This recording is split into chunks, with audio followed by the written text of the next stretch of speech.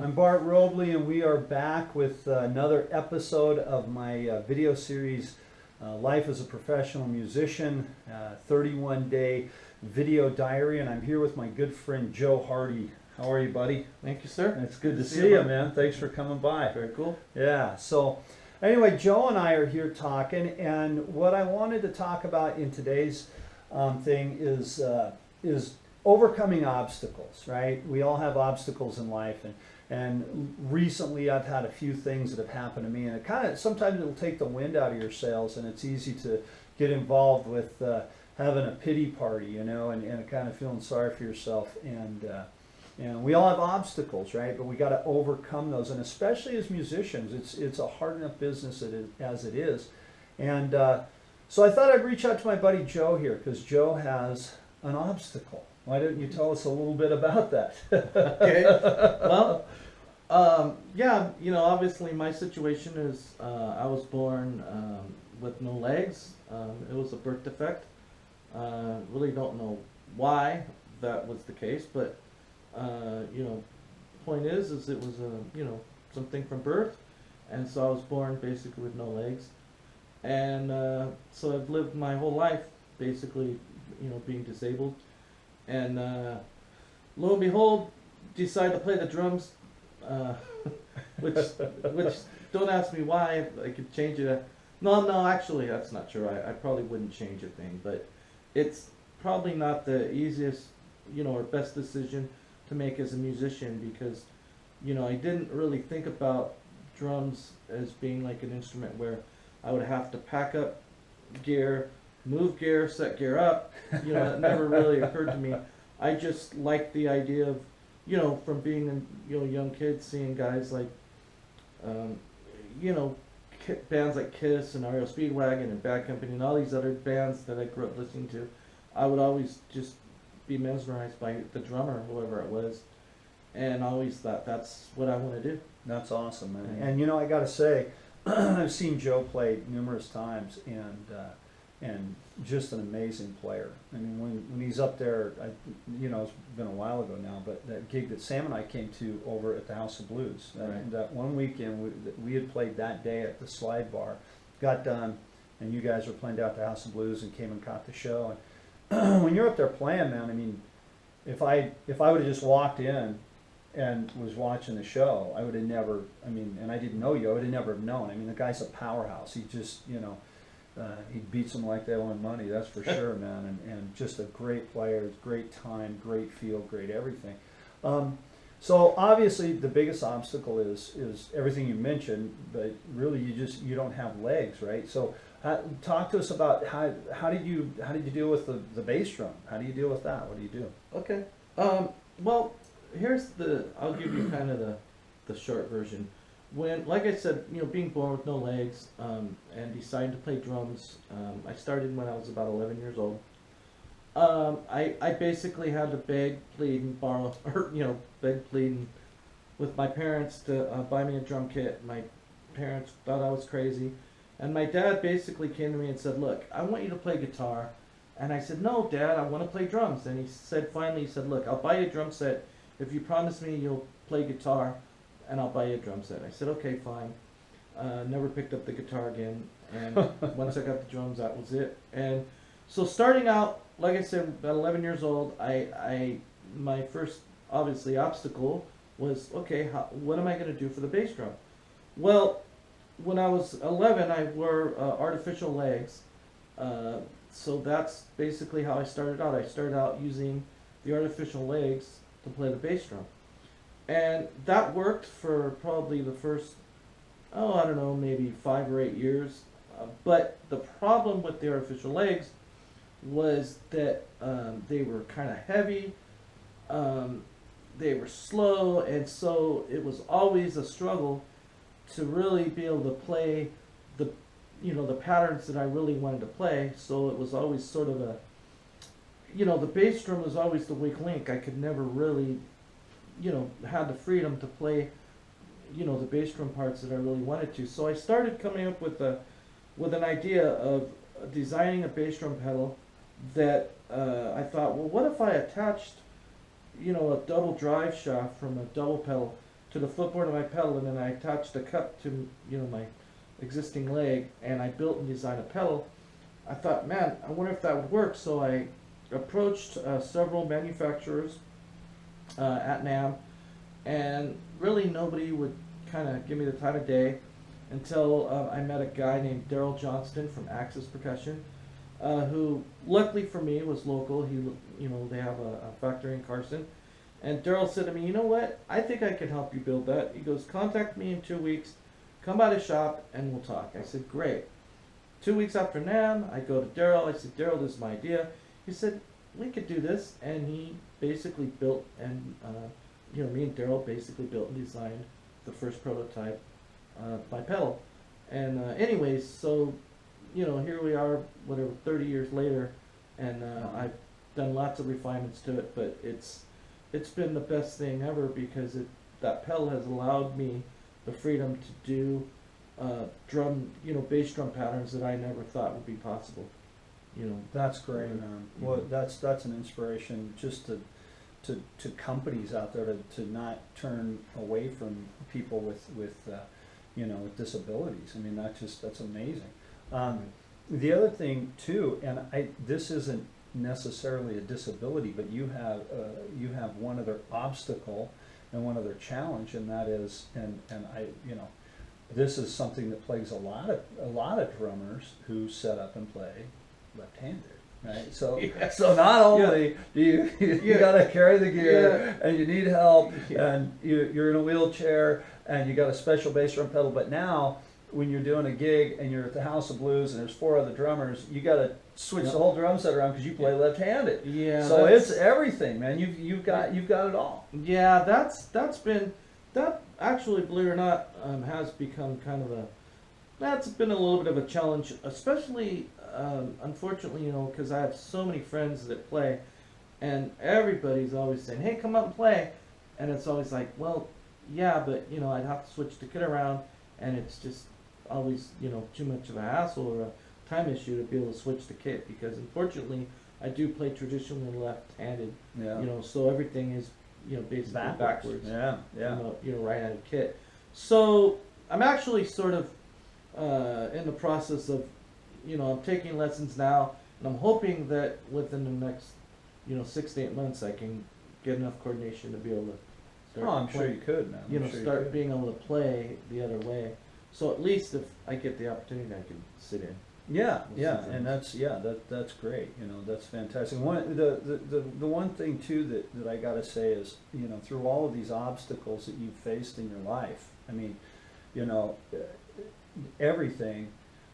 I mean, I've been out here in Southern California for, 20 plus years now, and I've seen you in clubs and hanging out and supporting local musicians and supporting bands and supporting drummers ever since I've been out here. I mean, you're like a staple, and it doesn't matter if it's a little club or a big concert or whatever. You're there and you're supporting live music, and you have, and through it all, I mean, you and I have been friends for a number of years. I've never heard you complain about it once. I mean, I've never heard you complain about it. I mean, it's just something you deal with, Right. Well, it's kind of, I think that being early on, it's a lot of what you do in life really depends on your attitude towards things. And when being born this way, it's like I've noticed that there's a lot of people that whether disabled, either physically, mentally, emotionally, or whatever the case may be, everybody has to make a choice in life. When adversity affects you, how are you going to react to that? And I made a decision at a real young age that complaining about my situation, really does no good, because no matter how much I complain, no matter how much I, want to, make an issue about it, I can't change the fact that I was born with no legs. It's not like there's a pill I can take to grow legs. It's just not going to happen. And, so instead of sitting there and complaining and going, well, I have no legs, woe is me, it's like, you know what? Okay, fine. It is what it is. I can't change that fact. So why not, face it the other way and go, okay, so it is what it is. How can I, how can I get around it? Like I told you earlier about developing and designing a pedal. It's like every aspect of playing the drums. It's a very physical instrument, and there has been a lot of physical challenges. The other thing about like the hi-hat situation, a lot of people say, well, what do you do about hi-hats? Well, my solution to the hi-hat problem was I just said, well, what if I just played two sets of hats? Mm-hmm. Play one set closed, one set open, and Tommy Aldridge does that. right, and it's like, and yeah, sure, I mean, there's certain grooves that maybe I can't play exactly the same, with the opening and closing of the hi-hat, but over the years, I've sort of developed a style that's allowed me to kind of just create my own, way of around that problem. And whether it's, using a splash cymbal as a replacement for that, open and close sound, or, you know what I mean, whatever it may be, and it's not one of those things where, I mean, bottom line is, I've never lost a gig or, been told, oh, well, we're not going to hire you as a drummer because you can't open and close your hi-hat. That's never, it's never been the case, or, oh, we're not going to hire you. Well, I'll be honest with you, I think I have lost a few gigs only because I think that, and this is a whole nother issue, but one of the things that I found early on was that when I would go to audition for bands, early on in my career, I always had this thing of like, when I would, because normally when you call up an ad on Craigslist or whatever it is, you almost, always audition. The first thing you do is call the guy. Yeah. And it's always a phone interview, almost 99% of the time. You never really, it's not like they know who you are, have ever seen you before. So on the phone, people in bands would start asking questions. Well, how long have you been playing? All the normal questions. Right. But I've always had this dilemma, and it's always kind of been sort of I don't know, it's weird because I've always kind of had this debate on, well, do I tell the guy up front, or do I just not say anything and let him find out When you show up. Right, when I show up for the audition. Right. And oddly enough, when I was younger, what happened is I always felt like it was my, duty to tell people up front so that they wouldn't be, too surprised when they saw me. So I would always tell, people, potential bands, hey, this is my situation. I was born with no legs, so don't be surprised when I show up the audition. That's the situation. But I, obviously, I feel like I can do the gig. Hopefully you'll give me a chance. Unfortunately, what I found is that too many people in this world tend to prejudge you, and so they assume the minute that you tell them something as major as, well, I'm a drummer but I have no legs, what's the first thing they're going to think is, yeah, right. There's no way this guy could do the gig, and there's no way that a guy with no legs could drum for my band. Right. It's just not going to happen. It's impossible. How's the guy going to even, how's he even going to get to gigs? How's he going to set up his drums? All these things come into play. And oddly enough, I found when I was younger and first starting out that I lost out on probably more than a handful of gigs because a lot of people are very close-minded and they make up their mind before they, have a chance to really see me play. So it's weird because for years I used to have that attitude of, I'm going to tell them up front. And then, you know what? I said, forget that. Why is that an issue? Right. Why? So I decided that from, a certain point forward, I said, anytime I get an audition over the phone, I'm not going to mention my disability. I'm going to just say, you know what? I'm a drummer like everyone else. This is my situation. I've been playing for this long and whatever. And then I would show up to the audition.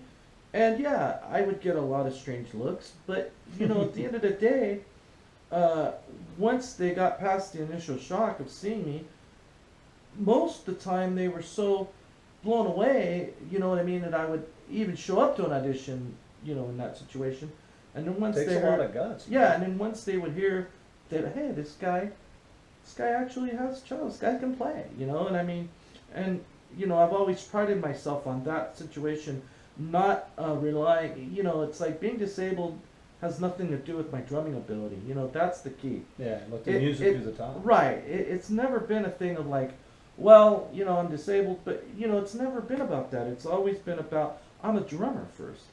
Yeah, I'm disabled, but whatever.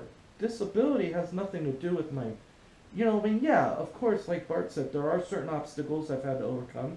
There are certain things that, you know, it's harder to deal with. I mean, setting up my gear has always been another issue. You know, I mean, I could do it myself, but it just takes a while.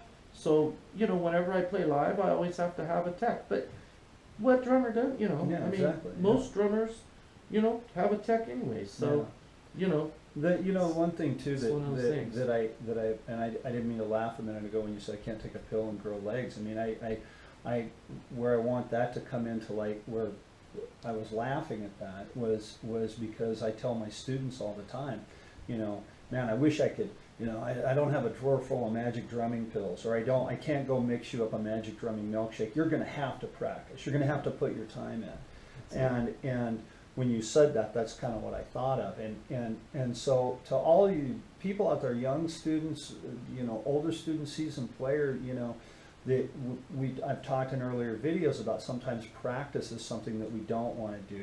You know, learning a new song, it takes work, it takes all this effort.